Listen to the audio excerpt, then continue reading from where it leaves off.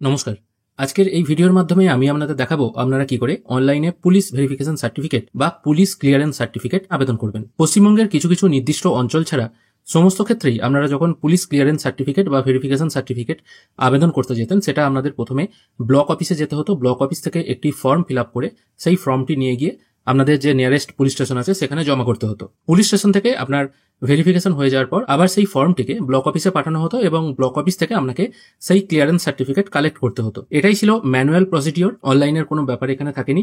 যদিও এই প্রসেসের মাধ্যমে আপনি যদি কাজটি করতে যেতেন মোটামুটি আপনার 1 মাস থেকে 1.5 মাস, কখনো কখনো 2-3 মাসও সময় লেগে যেত।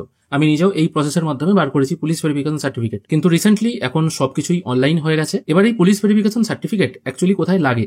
যারা পাসপোর্ট অ্যাপ্লাই করছেন তাদের ক্ষেত্রে অনেক সময় পুলিশ ভেরিফিকেশন সার্টিফিকেট লাগে, বা ভিসা অ্যাপ্লাইয়ের জন্য, বা অনেক সময় আপনি কোনো জায়গায় হয়তো কাজ করতে যাবেন সেখানেও আপনার পুলিশ ভেরিফিকেশন সার্টিফিকেট লাগে। আর রিসেন্টলি এই সার্টিফিকেট আপনারা কি করে পাবেন সেখানে আমি একটি ভিডিও করেছিলাম অফলাইনের মাধ্যমে কি করে পাবেন আর কি, সেটা বলার জন্য।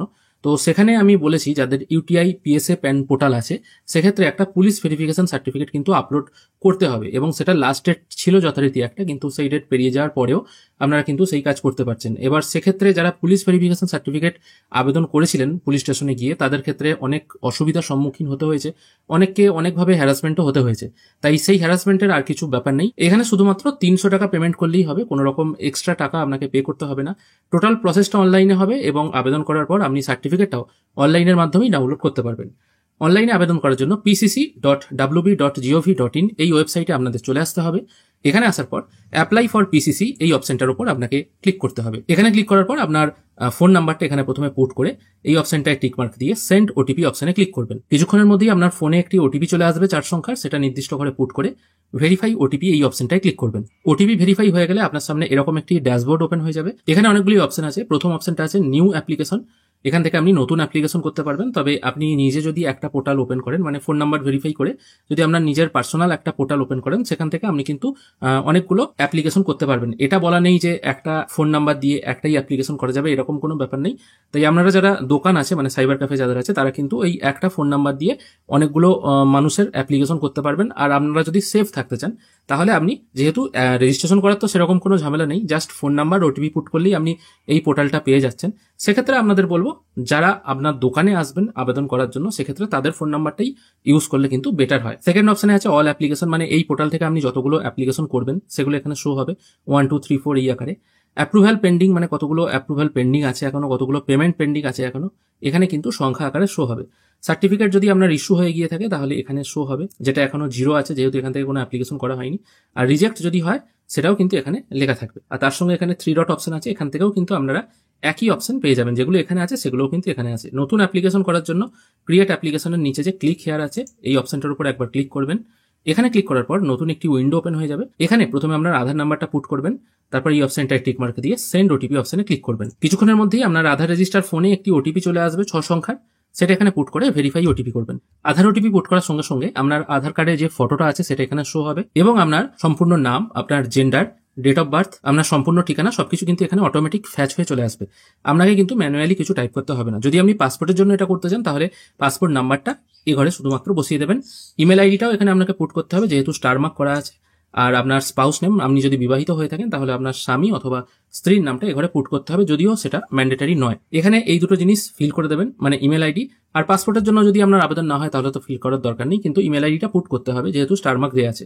অ্যাড্রেস কিছু আপনার এখানে ফিল করার দরকার নেই। এরপর পেজটিকে একটু উপরের দিকে তুললে এখানে আপনারা দেখতে পাবেন B6 অপশনে আছে ফ্রম ডেট, মানে আপনার যে ঠিকানাটা আধার কার্ডে আছে সেই ঠিকানাটা অবশ্যই এখানে শো হবে, এবং সেই ঠিকানায় আপনি কতদিন পর্যন্ত আছেন সেটা এখানে আপনাকে টাইপ করে দিতে হবে। এখানে ধরুন আপনি ফেব্রুয়ারি সিলেক্ট করলেন এবং এখান থেকে সালটা সিলেক্ট করলেন। ধরুন আপনি 1980 সালের ফেব্রুয়ারি মাস থেকে এখনো পর্যন্ত, মানে আজকে, মানে যেদিন আপনি আবেদন করছেন সেই মাসটা এবং সেই সালটা এখানে উল্লেখ করে দেবেন। এবং পুলিশ স্টেশনের নাম কি আছে সেটা এখান থেকে ডিস্ট্রিক্ট সিলেক্ট করবেন, এবং আপনার যে পুলিশ স্টেশন আছে আর কি সেটা এখান থেকে সিলেক্ট করে নেবেন। এবং এখানে বলা হয়েছে প্রেজেন্ট অ্যাড্রেস, যদি আপনার পার্মানেন্ট অ্যাড্রেস ও প্রেজেন্ট অ্যাড্রেস একই হয়ে থাকে তাহলে এই ঘরে টিক মার্ক দিলে অটোমেটিক সবকিছু কপি হয়ে নিচে চলে আসবে। এরপর পুলিশ ক্লিয়ারেন্স সার্টিফিকেটের জন্য আপনাকে একটি ডকুমেন্ট আপলোড করতে হবে, মানে এমন একটা ডকুমেন্ট আপলোড করবেন যেটাতে আপনার আইডেন্টিটি প্রুফ হয়। আর এটা এখানে মেনশন করে দেওয়া আছে অরিজিনাল নট ফটোকপি, মানে আপনার কাছে কোনো জেরক্স আছে সেটা স্ক্যান করে আপলোড করলে হবে না, অরিজিনালটা এখানে স্ক্যান করে কিন্তু আপলোড করতে হবে। এখান থেকে আপনারা কোন কোন ডকুমেন্ট আপনি আপলোড করতে পারবেন সেটা শো হবে। আধার কার্ডও আপলোড করতে পারেন, আর প্যান কার্ড, ভোটার কার্ড এগুলোও আপলোড করতে পারেন। তবে আমি বলবো আধার কার্ড ছাড়া অন্য যে কোনো একটা ডকুমেন্ট আপলোড করবেন। ডিফারেন্ট টাইপের ডকুমেন্ট আপলোড করলে আপনার আইডেন্টিটিটা আরো বেশি জোরালো হবে। এক্ষেত্রে আমি এটা প্যান কার্ড সিলেক্ট করছি, আপনারা ভোটার কার্ডও সিলেক্ট করতে পারেন। তারপর এখান থেকে চুজ ফাইল অপশন থেকে আপনি যেটা আপলোড করতে চাইছেন সেটা সিলেক্ট করবেন। অবশ্য যেটা আপলোড করবেন আমি আবার বলে দিচ্ছি, অরিজিনাল আপলোড করবেন এবং পিডিএফ কপি আপলোড করবেন। আপলোড হয়ে যাওয়ার পর এই প্লাস সাইন দেওয়া অপশনটায় ক্লিক করবেন। তাহলে যেটা আপনি আপলোড করলেন সেটা অটোমেটিক এখানে নিচে চলে আসবে। আপনি অন্যান্য আরো ডকুমেন্ট, আপনি যদি মনে করেন pan card, voter card, electric bill এরকম আলাদা আলাদা আপলোড করবেন, একসঙ্গে তিনটেও আপলোড করতে পারেন। আপলোড হয়ে যাওয়ার পর এখানে আপনাকে সিলেক্ট করতে হবে আপনি যে পুলিশ ক্লিয়ারেন্স সার্টিফিকেটটা আবেদন করতে চাইছেন সেটা কিসের জন্য করতে চাইছেন, ভিসা বা ইমিগ্রেশনের জন্য, না এমপ্লয়মেন্টের জন্য, না আদার্সের জন্য, মানে কোন কারণে করতে চাইছেন। যদি এমপ্লয়মেন্ট হয়, মানে চাকরি ক্ষেত্রে কোনো জায়গায় লাগছে, তাহলে এমপ্লয়মেন্ট করবেন। যদি আদার্স হয়, ধরুন আপনার ইউটিআই পিএসএ পোর্টালের জন্য লাগবে, জাস্ট কথার কথা বলছি আর কি, যেহেতু এটা নিয়ে আমি আগে একটা ভিডিও করেছি সেই জন্য বলছি, আপনারা আদার্স করতে পারেন।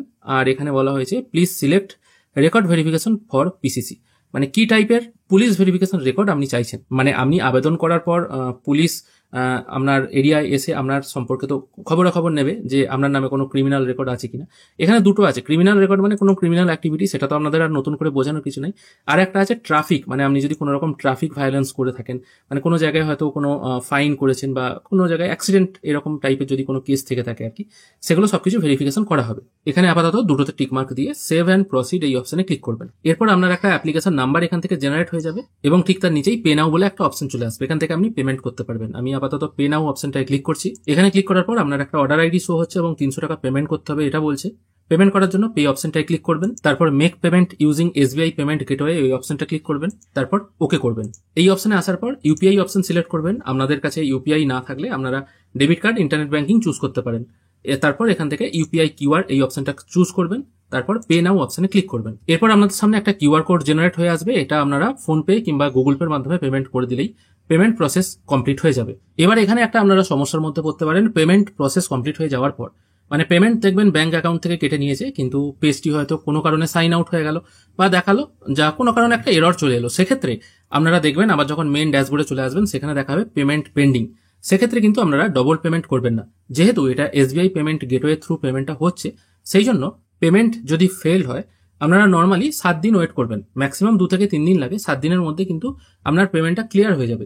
তাও যদি ক্লিয়ার না হয়, যদি এসবিআই থেকে আপনারা পেমেন্টটা করেন, সেটা ফোনপে হতে পারে, গুগল পে হতে পারে, তাহলে এসবিআই এর কাস্টমার কেয়ারে জানাবেন, ফোনের মাধ্যমেই জানবেন। সেটা আপনার কাস্টমার কেয়ার নাম্বার আপনারা ইন্টারনেটে সার্চ করলে পেয়ে যাবেন। সেখানে ফোন করে আপনার সমস্যার কথা বললে উইদিন 24 আওয়ার্স আপনারা কিন্তু পেমেন্টটা রিফান্ড পেয়ে যাবেন। আপনাদের যদি অন্য কোনো ব্যাংক হয়ে থাকে তাহলে সেই ব্যাংকের কাস্টমার কেয়ারে আপনারা ফোন করলে কিন্তু জিনিসটা ক্লিয়ার হয়ে যাবে। যদি পেমেন্ট এরকম পেন্ডিং অবস্থায় চলে আসে তাহলে কিন্তু ডবল পেমেন্ট করবেন না, ওয়েট করবেন 2 থেকে 3 দিন, অটোমেটিক দেখবেন পেমেন্ট ক্লিয়ার হয়ে যাবে অথবা আপনার কাছে রিফান্ড আসবে। আর যদি ক্লিয়ার হয়ে যায় তাহলে তো এই 1 নম্বর ঘরটা সরে এখানে চলে আসবে, অ্যাপ্রুভাল পেন্ডিং লেখা চলে আসবে। আর যদি আপনাদের কাছে রিফান্ড চলে আসে তাহলে মোর ইনফো এই অপশনটায় ক্লিক করবেন। এখান থেকেও কিন্তু আপনারা যে অ্যাপ্লিকেশনটা করলেন সেটা শো হবে এবং পে নাও অপশন কিন্তু এখানে আবার পেয়ে যাবেন। এখান থেকে কিন্তু আবার আপনারা দুবার করে পেমেন্ট করতে পারবেন। সার্টিফিকেটস জেনারেট হয়ে গেলে আপনারা ইস্যু সার্টিফিকেটের ঘরে এই সার্টিফিকেটটা ডাউনলোড করতে পারবেন। আর যদি রিজেক্ট হয় সেটাও এখানে কিন্তু শো হবে। আশা করি আজকের এই ভিডিও দেখে আপনাদেরকে বোঝাতে পারলাম কি করে আপনারা অনলাইনের মাধ্যমে পুলিশ ক্লিয়ারেন্স সার্টিফিকেট আবেদন করবেন একদম সহজ পদ্ধতিতে। আশা করি আজকের এই ভিডিও আপনাদের ভালো লেগেছে। যদি ভালো লেগে থাকে অবশ্যই একটি লাইক করবেন। ভিডিও দেখার জন্য অসংখ্য ধন্যবাদ। ভালো থাকবেন।